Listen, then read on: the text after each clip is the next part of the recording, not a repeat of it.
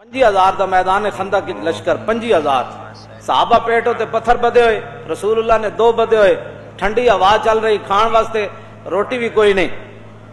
اس دوران عیینہ بن حسن نو حضور نے بلایا، مذاکرات کرن آیا ہو، تو رسول اللہ نے فرمایا کہ بات اے وے کہ تسی 50,000 کا لشکر لے آئے ہو، پورے مدینہ پاک دا تسی محاصرہ کر لیا، پورا کفر کٹھا کر کے لے آئے ہو، اے اگر تسی محاصرہ چک لاؤ تو ادھر کی قیمت تسی لینی؟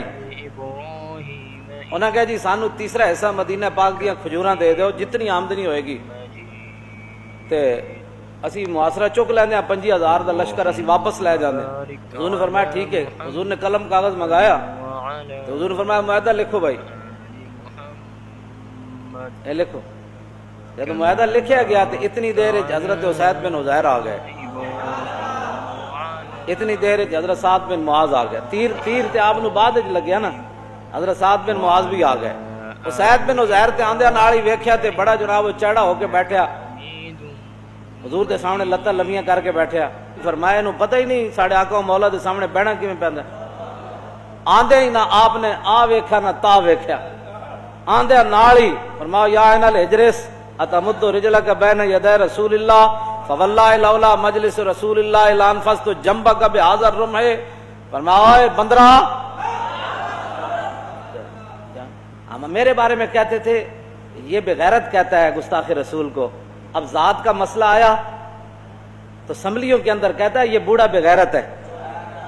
میں کہا ذات کے لیے تم ہمیں سبق دیتے تھے نا، بندے کو تحمل ہونا چاہیے، ہمارے جذبات تو حضور کے لیے تھے۔ وہ تو صحابہ کی سنت ہے جب حضور کے بارے میں کوئی بات کرے تو اپنے آپ سے باہر ہو جانا۔ حضرت توجہ بھائی، حضرت اسید بن حضیر نے دیکھتے ہی فرمایا بندرا، اور حضور دے سامنے لتاں لمیاں کیتی بیٹھا، یہ تو صحابی کی بولی ہے۔ فرمایا بندر، کیوں جی؟ حضرت عمر نے عمیر بن واب نو ویکھ کے کی کیا؟ تلواریں چکی ہوئی۔ فرمایا دونکم الکلب، فرمایا اس کتے نو نپو۔ ترجمان نبی، جب عمیر بن واب مسلمان ہو گئے نا بعد وچ، پہلے تو تلوار لے کے حضور وال آئے سن، تے حضرت عمر فرماندے سن جدوں یہ تلوار لے کے آیا نا تے اس ویلے میرے نزدیک ایک خنزیر نال بھی بدتر سی، تے جدوں انہیں حضور دا کلمہ پڑھ لیا ہن میرے پتر نال بھی محبوب ہو گیا۔ ساڈے کول تو کوئی معیار ہے نا، ساڈے کول تو کوئی معیار ہے، تہاڈے کول اپنی ذاتاں دا معیار ہے تے اپنی جماعتاں دا تے اپنی جناب دھڑے کٹن دا معیار ہے۔ ساڈے کول تے معیار ہے کہ حضور ایک بندہ آیا ہوا معاہدہ کر رہا رسول اللہ نا، حضور اتنے تشریف فرما بن تے اسید بن حضیر نو اپنے آپ تو باہر نہیں سی ہونا چاہیے، لیکن اقبال کہدا ہے مومن از عشق است و عشق از مومن است، عشق را ناممکن ہے ما ممکن است۔ اقبال کہدا جتھے عشق اتھے مومن، جتھے مومن اتھے عشق، دنیا جنوں ناممکن سمجھے۔ کہ جڑے صحابہ حضور دے سامنے گردن نہیں سن چکدے، کیوں جی؟ گردن انج نہیں سن چکدے جس طرح انہاں سراں تے پرندے بیٹھے تے صحابی آندے نال گل کی کر دتی۔ فرمایا بندرا، اقبال کہدا جتھے عشق اتھے مومن، جتھے مومن اتھے عشق، دنیا جنوں ناممکن سمجھے۔